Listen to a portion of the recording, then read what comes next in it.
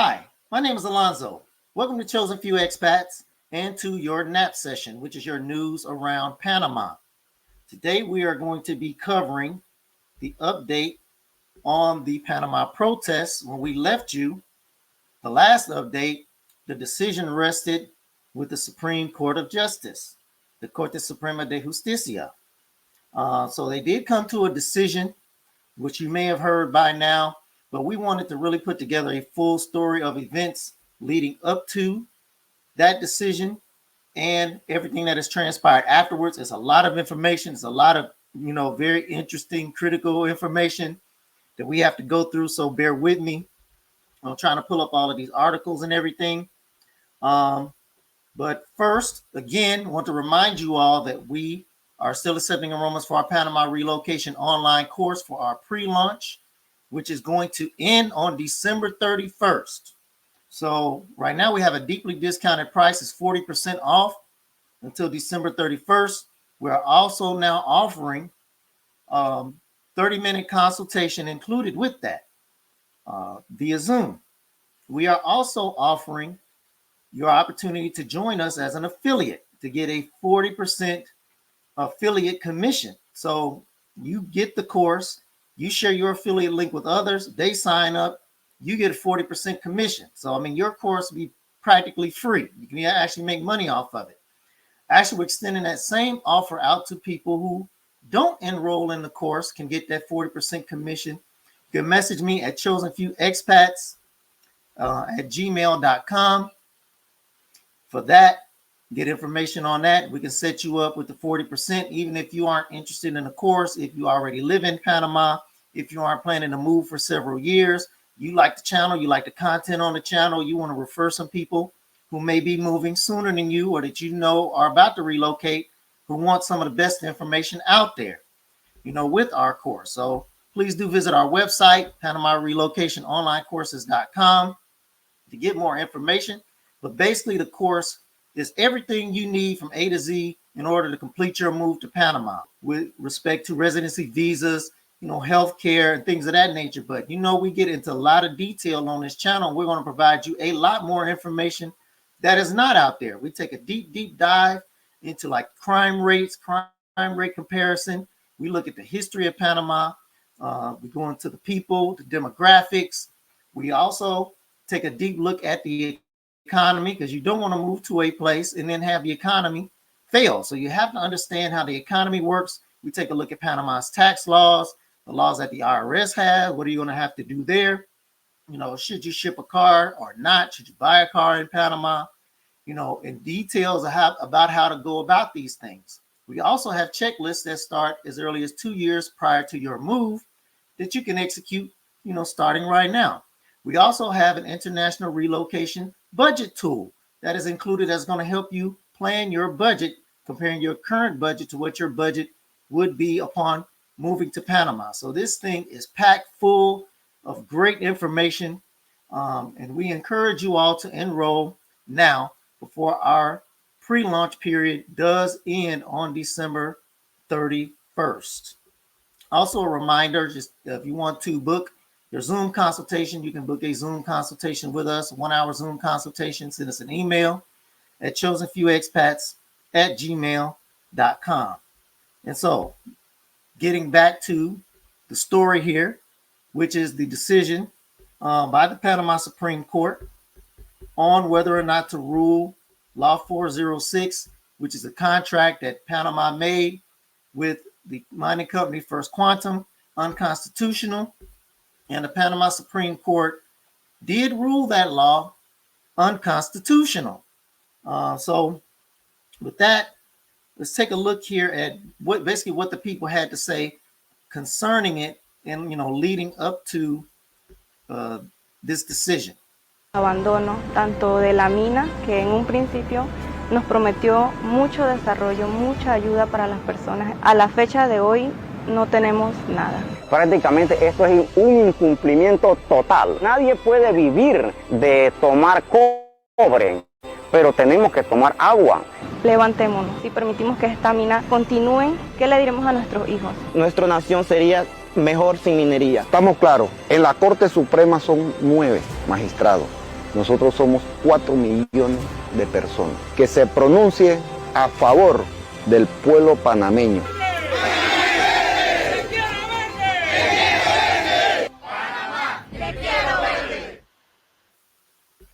There you go. So at the end of that video, say Panama te quiero verde. It's we want it green. Panama, we want it green. So that's the basis of the protest. The other thing I want you all to take note here, at the end of that video, you saw the gentleman in the fishing boats there. We're going to get into a big story on them in a minute. You also heard the lady note in the video that said, hey, if we don't do anything about this mine, you know, what are we going to tell our children? You heard the other gentleman basically say that Panama does not need mining in order to, survive and thrive. But getting back to the gentleman that you saw there in the boats, we have a story here on them that is very interesting. So let's see if I can find it here. Okay, here is the article. And the title of this article is We Aren't Going Anywhere. How Panama Fishing Boats Brought First Quantum to Its Knees. So those gentlemen that you saw in the fishing boats, along with a few others, it looks like it was a total of 16 fishing boats were blocking a key port in Panama, choking off coal and essential supplies destined for first quantum minerals, the giant copper mine there, eventually forcing it to halt operations at the company's biggest source of revenue. So that's a pretty amazing story right there, what these fishermen were able to accomplish. We have another article here on that we can share with you. Here it is. So, first quantum halts production at Cobre Panama mine. So the fishermen forced them to halt production due to a blockade of small boats at the Punta Rincon port, which hampered the delivery of essential supplies, per reports. Without delivery, the company was expected to run out of supplies at the mine. Since the blockade, the company had been ramping down production because they were anticipating maybe a decision with the Supreme Court. Cobre Panama accounted for roughly 40% of First Quantum's revenues and 1.5% of the world's copper supply in 2022. In the third quarter of 2023, the mine produced almost 113,000 metric tons of copper and contributed $933 million to the company's quarterly revenues. So that shows you really like the power of the people, the power these fishermen had to block off the port. So, Panamanians are not only in the streets, blocking off the streets, they also, like I said, they're in the waters and everywhere they can be in order to try to affect some change here. So another huge story that took place leading up to the decision by the Supreme Court dealt with a payment that First Quantum made. So on November 16th, President Laurentino Cortizo reported that Minera Panama, which is the company that First Quantum basically works with in Panama, they made a payment corresponding to its obligations established in the new contract under Law 406. The president ordered that payment to be kept in a restricted account in the National Bank of Panama. Again, this is pending the decision from the Supreme Court. Jumping down a little bit, the amount paid by the mining company was just under $563 million. Now, you all may recall that the details of the contract is for 20 years, renewable for another 20 years, that the mining company has to pay Panama a minimum of $375 million per year. Looks like they paid well in excess of that. The timing of that payment is very interesting, seeing as to how this decision had gone to the Panama Supreme Court. So the president just basically said, hey, we're going to hold the money. We're not going to do anything with it. He basically just said that he was going to adhere to the decision that was made by the Supreme Court. He reaffirmed what he had told the nation before, that he would stand by whatever decision that the court made. So there is that story. Also, another big story that was leading right up to the decision by the Supreme Court here is that we have now, for a second time, Gringo pulls a firearm on protesters in Panama. Police say he felt attacked. So, again, we have an incident where an American pulled a gun on protesters. I know people saying Kenneth Darlington, the gentleman who killed the two teachers, was born in Panama, but born to U.S. parents. Now, as a Panamanian, not a Panamanian, okay? He's still considered a gringo. So that's why this says, again, a gringo pulls a firearm, because they did not consider him to be Panamanian. But at any rate, no one was shot during this situation. But basically, the man went to the car to get his gun. He claimed that the protesters were intoxicated, but several of the other protesters and people who were there reported to the police that that is false. Okay, the weapon does have a valid permit. And so both parties were questioned. The man was charged. Dozens of people came to the jail to shout jail for the gringo. Protesters who were at the event went to the prosecutor's office to all file a complaint against the foreigner. And so he is scheduled to, he's appealed, and he's scheduled to have that decision made, that appeal decision made on December the 15th. So, here again, we have another situation where guns being pulled, people feel they're in danger. We had a situation where people were actually killed. So, this really hits me really, really personally, because I'm from Gary, Indiana, a place that for the better part of 20 years, from the late 80s to the early 2000s, was the murder capital of the world. Okay, so I've seen a lot of gun violence, lost a lot of relatives, to gun violence. So this is the very, very thing, one of the very, very things I moved to Panama to get away from, because Panama does not really have like a gun culture like what you have in the United States. Guns are more difficult to obtain, and the laws are very, very strict. You even have to hand over your DNA, in order to get a gun permit. So they have to get your DNA. And even the national police, the former national police chief, went to jail for illegal arms possession. So, it's not the nature, of Panamanians to have, a real big presence in terms of gun culture. So this is like some, fairly shocking developments. And I understand people feel like they need to protect themselves, protect their families if you feel unsafe. But I mean, in these instances, come on, man, like, you're not being threatened or attacked at all.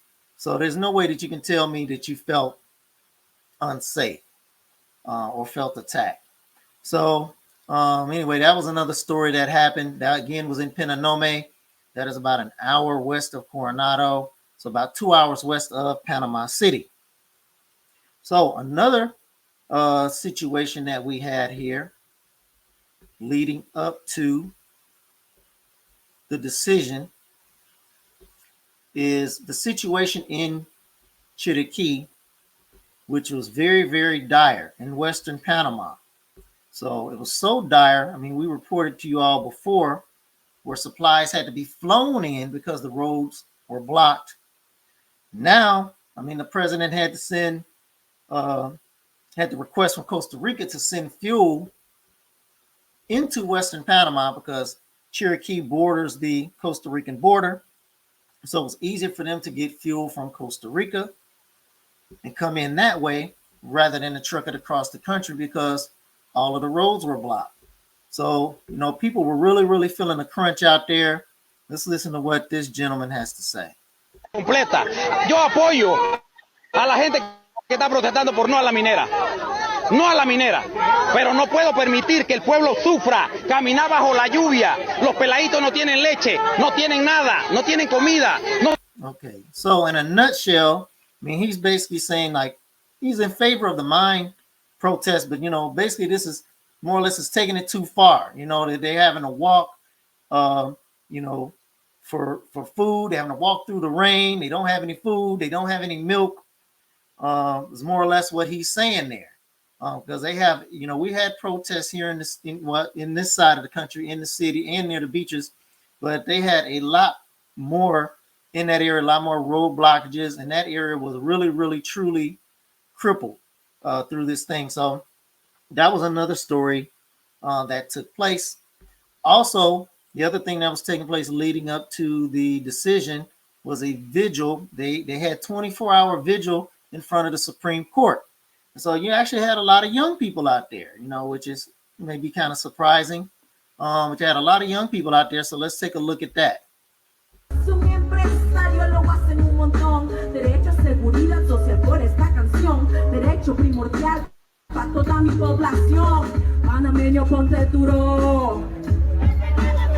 ¡Aida! Panameño, ponte duro. Defendamos el seguro.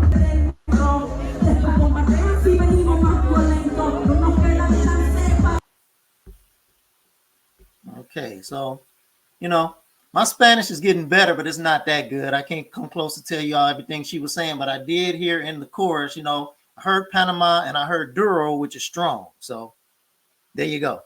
So there's that. So that was all of the major things that took place kind of leading up to the Supreme Court decision, which we did note to you that, yes, the Supreme Court did come and unanimously vote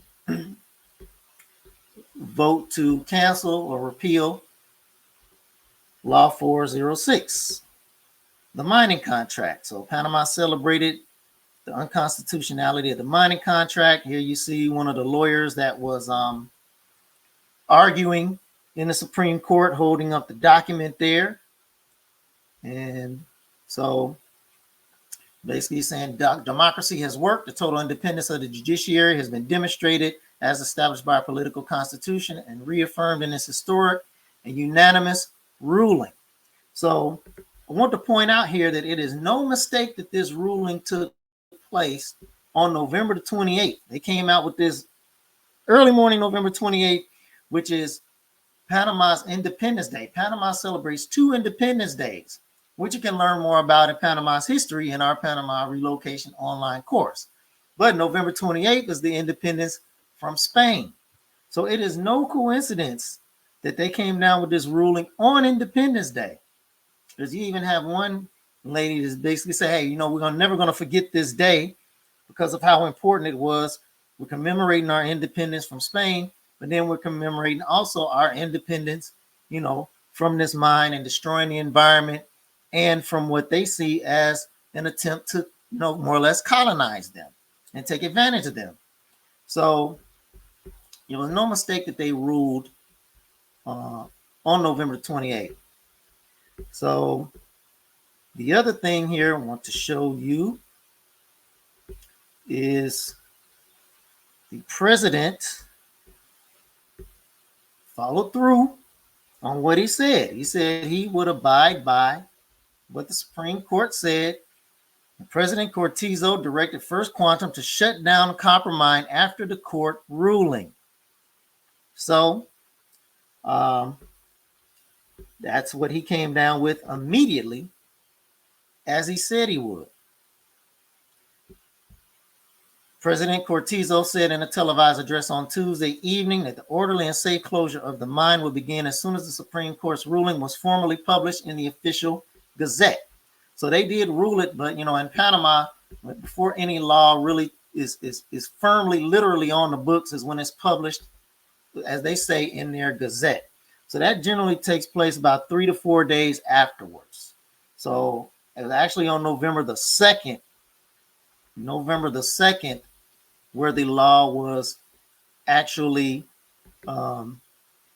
placed into the Gazette and becoming official at that point. Let's see. I was going to show you all an article on that, but here it just says that the judges and magistrates voted unanimously against the deal. This was a big hit to First Quantum, as you all may imagine. And the celebration was pretty much on. It's Independence Day. Panamanians were going to be celebrating anyway. So let's take a look at some of it.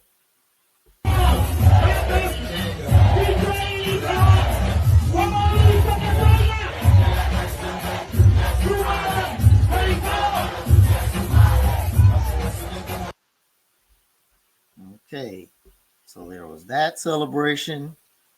You also had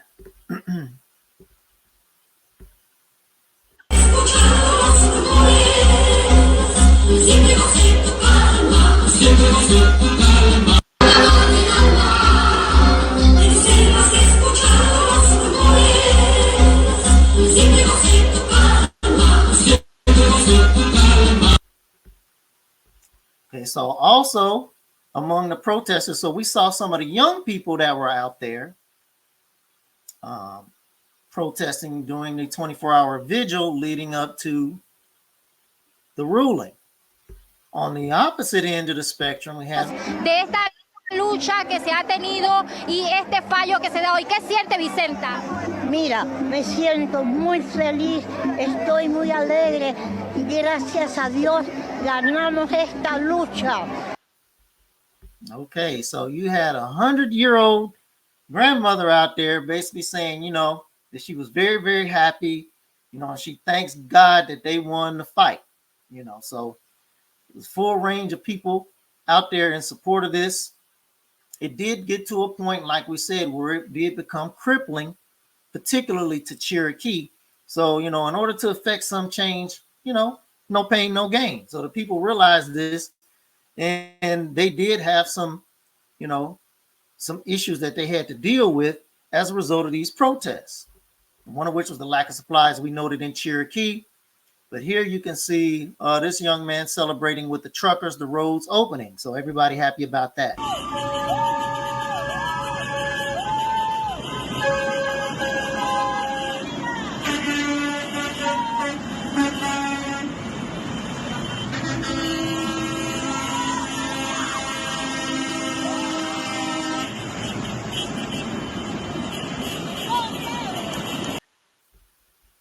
All right, so roads are open, supplies coming through.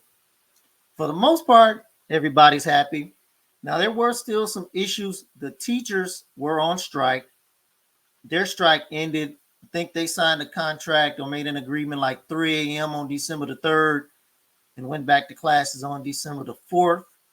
You also still have some of the indigenous people who are out there still, you know, protesting, maybe feeling like they have not really seen what was promised out of last year's protest. So what you had as a result of this protest of the mine, you had some other people kind of, you know, more or less taking the opportunity to pile on here to express their concerns and their grievances.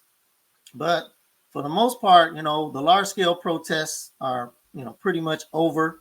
Also, as a result of the, you know, the ruling and the president ordering First Quantum to close the mine there, First Quantum suspended 7,000 contract workers at the mine. So they claim that there's 7,000 workers at the mine and that there's approximately 40,000 indirect jobs. 7,000 direct jobs, 40,000 indirect jobs. So as of November the 29th, those employees have been suspended, and they, of course, you know, are hurting. So they're just saying, hey, you know, what about us? Y'all want to get rid of this mine? But yeah, I mean, what about us? There's 7,000 of us, and like I said, 40,000 indirect jobs. So let's see what one of the people who were representing the mine workers had to say. Soy oficial de recursos humanos en Minera Panamá. Hoy nosotros estamos aquí, trabajadores, contratistas, proveedores y algunos comunitarios que se decidieron venir hasta acá. Estamos en la calle en diferentes puntos porque estamos pidiendo que se nos respete nuestro derecho al trabajo, nuestro derecho al libre tránsito y nuestro derecho a la libertad de expresión. Okay, so once again, you know, my Spanish isn't airtight, but I heard, you know, no respeto los derechos de trabajadores, like they don't respect the rights of the workers. She was referring to Mitradel, which is the Ministry of Work and Labor Development, that the person that's heading that they had been in contact with or trying to get in contact with, hadn't got any kind of communication from them at all. because basically they're just saying, hey, y'all want this mine closed, but what about us? There have to be some provisions made or something for us. And for us 7,000 workers. And she went on to say in the part of the clip that I didn't show about the other 33,000, indirect jobs. So they're just saying, hey, what about us? So that's kind of gotten lost in this and impacted those people and those families. So, hopefully they can work something out, with the Ministry of Work and Labor Development to get some assistance because it's very clear. It looks like they're going to need that. So more fallout from the decision here is that First Quantum, as you can imagine, not happy. So First Quantum is starting arbitration, international arbitration against Panama. And so they're saying, hey, these guys signed this contract. They reneged on the contract. It's a big chunk of First Quantum's money. They're basically saying through this arbitration that if they win, Panama could owe up to $50 billion. That's about 70% of Panama's GDP. And the reason why First Quantum is fighting this so sternly is, this mine accounts for about 40% of First Quantum's, revenue. So it's a big deal for them. We're going to see how this shakes out in the long run. We'll report out to you, as things progress with that. But First Quantum basically has started arbitration on this. They've experienced a 66% loss in their stock price in the last year, with the bulk of that, over 50% of that, just coming within the last couple of months since these protests started and since this ruling was handed down. Now, the other interesting thing that is going on here is, First Quantum trying to make some moves. Because it's like I told you, this Cobre mine accounts for like 40% of their revenue.